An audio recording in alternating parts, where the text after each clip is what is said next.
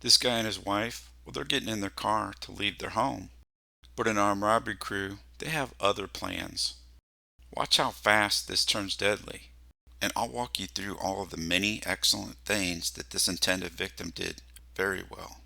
Hey guys, retired Lieutenant Todd Heaton here with Humilitas First. This is Argentina, July 17th, 2025. The intended victim, well, he's an off-duty police officer. Now my best guess is that he sees this crew coming right here. Why do I think that? Well, because of how long he's staring in that direction. Here's another camera angle that lets us see some of what the victim could have seen. That direction of approach by this 5-man robbery crew. The only way to know for sure what it is that he saw, well, we'd have to interview him. And that is unlikely. So I'm going to make a couple of educated guesses. Maybe this car does something odd or awkward, like pauses at this intersection just a little too long. Or maybe the vehicle is traveling at such a speed that he knows that the timing is not going to work out. He's not going to have enough time to jump into the driver's seat and back out. Before he can do that, it's more probable that they're going to have an opportunity to box him in so that he can't move. And that, my friends, is exactly what he's concerned about. Should that happen, well, he's in a world of hurt because now he's sitting inside the vehicle, having given up his back to a potential threat. A 4-man robbery crew. Because he's a federal police officer, it's my best guess that, he's way ahead on situational awareness. And a big part of that begins with knowing what kind of crimes are happening in your neck of the woods. That is why executive protection does things like advance work. Some of the best gold from any of these videos, it remains untapped because this is where we see this portion of the video begin. Give me 30 seconds before this. Give me 2 minutes before this. Why? So that we can see the full approach by the bad guys. So that we can see, did they come into the frame, into the video from over here? Or rather, did they come into the video from this angle? How fast did they approach? Is there an awkwardly long pause at this intersection? It would be helpful to see that and to see the timing. What is it that's getting this guy's attention? In law enforcement, we sometimes refer to being inside the squad car, being inside the vehicle, as a tomb. If you see that you're about to have a problem, well, you're not going to want to enter into the tomb. You are going to want to maintain your mobility. Now, if you've watched this channel for any length of time, you've probably heard me talk about how you can use a parked vehicle. I love how he's checking out what's going on at the other end of the street. But you can use a parked vehicle as concealment for a surreptitious draw. This video is going to give us a great example of that. We're kind of cheating with our CCTV camera vantage point. It looks like we're about 10-12 feet off the ground. And I still can't be certain when this guy gets his gun out. Typically, I show you the 90-degree bend in the elbow and the reaching into concealment, the waistline or coat pocket. In law enforcement, we call that a furtive movement. Watch him raise his head and check. When you're getting ready to set a surprise, well, you don't want to get surprised. You have to monitor the bad guy's progress. You must get the timing right. Timing is important. Now, a furtive movement is certainly going to include things like dipping one shoulder down, bending over to reach into or beneath something, as if to retrieve something, like a firearm. It's going to include briefly ducking down or crouching behind something as we see here. Look down through the windshield. What do you see? Perhaps an obscured exchange of hands? I'll repeat it 3 more times so you can see this. These are furtive movements that would definitely get the attention of a police officer if he was watching this. Now, maybe he handed his wife a second firearm just in case things didn't go his way. Maybe his firearm was in the car and she just handed it to him. Or he simply retrieved it from the car. I don't know.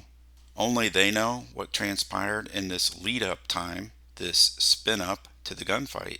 So if I were positioned up here on the roof watching this, well, I'd be reading this as this guy's getting ready for whatever it is that he perceives is coming next. But here's the thing. Bad guys, they don't have this CCTV vantage point. They are moving towards him at street level, seated in an approaching vehicle. Plus, see this vehicle right here? Well, it is going to serve as another visual barrier to further obstruct their views. Our intended victim, well, he's going to see and understand this because he's an off-duty officer with boots on the ground. He's going to see, oh, I've got like plenty of obstructed view. So they're not going to see the draw. They're probably not even going to see the furtive movement. As the approaching threat closes the gap, watch his focus lock in. From his position relative to the threat, I'm not really looking at this as cover. 9mm rounds, well, they'll cut through that like a hot knife through butter. At this angle, I would just treat this like concealment. But as we're going to see, he's not planning on using his car for cover. He's simply using it to surreptitiously stack the odds by getting ahead in the process of the draw. He's going to take back milliseconds that the bad guys think that they're going to steal from him. As often is the case, here we see the bad guys opening the car doors before the car even comes to a stop. Look at the alignment. They're going to take up a blocking rear ambush position, about 90 degrees off of his position, which most probably answers the how and the why that he understood he wouldn't be able to just drive off before this happened, getting boxed in. So it was just better for him to maintain his mobility so that he could face the threat like a lion is wont to do. If the timing is in your favor, then don't worry about it. Give up your back, jump in the car, start it, back up, and drive away. But when it's apparent to you that the timing is going to be a problem, don't give up your back. Don't give up mobility. Don't enter into the tomb, especially when your car can be trapped like it is here. Nowhere to go. My guess is, as a police officer, he's wise to these pre-threat indicators, the opening of the doors before the car even stops. We use these types of tactics when I worked in a small special unit, a 6-man special unit working high crime dangerous areas as a young police officer. Why? Well, they work. That's why. What works works. Good guys and bad guys, well, they watch what tactics, techniques, and procedures their perceived adversaries are using to try to get over on them. Then what do? Well, they tend to adapt, improvise, and overcome. So the tactics tend to change or shift, but the fundamental underlying principles, they hold, because principles, well, they're universal. This one's hard to tell. Maybe this first guy outside the vehicle, maybe this is a gun in his right hand. It's pretty grainy, so I don't know. I tried looking at it from this angle, and I still can't tell. The bottom line is it doesn't matter what I think or what I can see from 12 feet above the scene with the vantage point of the CCTV camera. What matters is what our intended victim can see. So this is about all that he's going to get because of the door and because of his own vehicle, which act as visual barriers based on the path that this first guy takes. As a protector, this law-abiding innocent man is trained to specifically look to the hands. For what? For a firearm. Why? So that he can begin sending his own little projectiles defensively downrange into the imminent, unjust, deadly force threat. Why? To stop the threat and get the rest of this armed robbery crew turned around in flight, looking to save themselves. Because that is what consistently and repeatedly happens. Once things begin to go badly, all bad guys, they look to save themselves. Okay, let's talk about a few principles. You want to be the protector? Well, guess what? When your family, when your wife and your children are with you, it's not about you. It's for your people. It's so that they get to have life and have it to the full. Authentic leadership, it's not about you. It's for your people. It's not about power. It's not about ego. It's a responsibility. It's a duty. This video is just packed with lessons, packed with good example. Our good guy does not hit his key fob, which activates his parking lights, which is a heads up somebody's getting in this vehicle, until he's right at the vehicle. In the same way that I show you signs, cues, pre-threat indicators, well, bad guys are also looking for cues, for signs. So I don't want to hit my key fob if I'm like 100 feet from my vehicle. That's a tell. why would I want to tell the bad guy where I'm going to be in the next 7 seconds? I don't. Rather, I like the principle of surprise, speed, and avoidance. When your family's with you in the scene, this transitional space, you're only as efficient or fast through that transition as your slowest family member. That limits how quickly you can negotiate that transition. Now, because of the area and the time of the day, after dark, our good guys heads up paying attention and correctly identifying legitimate potential threats. So part of accepting and demonstrating being a good protector includes he's not getting in the vehicle until his wife's in the vehicle. In such an area at such a time, well, his foot's going to be the last foot to onboard that vehicle. Likewise, should he arrive in an area that he has concerns about after the sun's gone down, guess whose foot's going to touch ground first? His foot. He's getting out first. Last in, first out. Why? Well, because it's not about him. It's for his wife. Now that can get tweaked if you drop your wife and children off at the door. But if you're all getting out together, well, the protector is getting out first. Yes, sometimes compliance is the way. Ultimately, it's a judgment call. There are no guarantees regardless of what you choose, only varying degrees of risk on each of the battlefields and from one battlefield to the next. I would argue that the greatest certainty can and should be found on the moral battlefield. Are we doing the right thing before God? And this one is pretty easy to teach somebody. Then there's the physical battlefield. How do we give ourselves the highest probability of winning on that physical battlefield? Stacking the odds. Having watched this numerous times, I'm convinced that our intended victim, at this very point, he has the firearm in his hand. He's a southpaw, so he's left-handed. And I believe that he has a master grip on that gun in his hand right now. That's stacking the odds.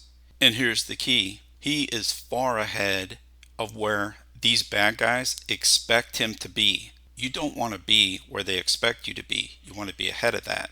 As a kind of analogy, this is chess. It's not checkers. The other three battlefields that Humilitas first talks about, the legal, civil, and social, or you could say political for social, well, they're far less certain today. As I'm going to show you, the margins as it relates to time, well, they're very tight, even when you're this far ahead in the process of the draw. Why? Well, because you're waiting for this, a firearm, or what you believe to be a firearm, in somebody's hand. Unfortunately, this one happens to be pointing directly at him from the first instant that he sees it. And what are we guesstimating the distance is here? Somewhere between 5 and 6 yards, 15 to 18 feet. That's pretty close. In the context of this violent encounter, gun in hand, gun in use. Now, this often comes down to just one or maybe just a few tenths of a second between winners and losers. Remember, for a visual cue, you see the gun. Well, a human being's response time is about 2/10 of a second. And that's at best. It easily could be 3/10 of a second before we're able to begin physically reacting to that visual stimuli. Gun. So for this guy, it looks like it's about halfway between 2 to 3/10 of a second. Or at 0.24, well, he begins to ready up. Because I believe he's holding the gun in an administrative position. The gun pointing straight down at the ground. Now that ready up, it's going to take another 1/4 of a second. So at best, he's at 1/2 of a second to first shot. Is this the first shot? Is this muzzle flip? Are we seeing the slide cycle and then the slide come forward? Let me know what you think in the comments. Is this the first defensive round sent? I think it is, based on what we see the armed robber do. If this is muzzle flip, well, the armed robber here, he has to observe, understand, and then react or respond to a visual cue. In this case, it would also be an audible cue with an audio stimuli, a gunshot. Typically, the response time's quicker for an audible stimuli. Doesn't really matter because in this case, the likely priority is going to be the visual cue. What is that intended victim suddenly raising in a manner that a person would ready up a firearm. Is he getting ready to shoot? That's what the bad guy would probably be thinking. In other words, the good guy just used surprise, speed, and violence of action. He reset his adversary's OODA loop from acting to observing and then reacting. As our good guy, our innocent victim looking to defend himself, as he throttles down, oriented at stopping the threat and winning this deadly force encounter. So we see at 0.24, the bad guy actually begins physically reacting to the thing that has begun to go badly for him. The good guy has a gun. Now, what is it that bad guys do again when things suddenly start to go badly? Oh yeah, they lose composure. And right quick, they turn and flee, looking to save themselves. That's what he does. Here's another great point and great example by our off-duty officer, and it's something that Humilitas first teaches. If and when you have family members in the vehicle, as he does here, as soon as possible and practical, it might be a good idea to start moving away from that vehicle, separating yourself from it. Why?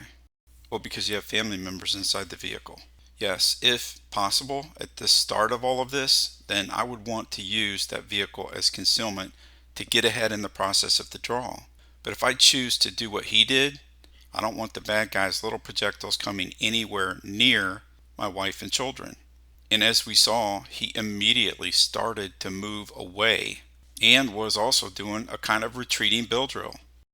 As it relates to cover, well, our good guy is using what's called cover by fire. Hopefully, he's done the work as it relates to getting better so that his fire is both accurate and fast in an effort to solve this deadly threat problem that he never wanted in the first place. Now, for one of the members of this robbery crew, well, this is his last armed robbery. A second member of this crew was shot and injured during this deadly confrontation, and at the time that this was reported in the news, well, he was hospitalized and listed in serious condition. I don't have any updates on him. There just aren't any guarantees as it relates to winning this kind of violent encounter. Time being the most precious commodity that you have or that you lack to stop the threat. If this off-duty officer is just a couple tenths of a second slower, well, he might get got. The bear, this bad guy, he might get him on this day. Sometimes you get the bear, sometimes the bear gets you. So if your decision is to stop the imminent deadly force threat, do what you can to stack the odds. Because the margins as it relates to time, well, they're very tight. It would behoove you to do things like Dryfire practice. A great book on Dryfire is Ben Steger's book. I'm not an affiliate. I don't personally know Ben Steger. We're not friends. I don't have any stock in his company, but I put a lot of stock in what he's teaching as it relates to hard skills. I'll put a link in the description. But that includes even doing things like ready up drills so that you can build in a good sight picture index. Meaning, even cold, first time, every time, you're bringing that sight picture up to your dominant eye. And you are on target. You're where you want to be. You're not going to the left of your target. And you're not going to the right of your target. And you're not going above your target. You're target focused and you're going precisely to where you want to be. That is what it means to build in a sight picture index up to your dominant eye. Consistent and repeatable, but you got to do the work. This is just to give you an idea of what I'm talking about. Personally, I'd be doing these ready up drills, this dry fire practice in my basement with the safe backdrop. Obviously, no ammunition in the firearm, no ammunition in the room, pointed at whatever target I happen to have taped up on the wall. I'd be doing it two-handed, not one-handed. That's important as it relates to the time it's going to take you to get to your first shot. That's just one aspect. There's others. It takes the most time to build hard skills, so you might want to get started now.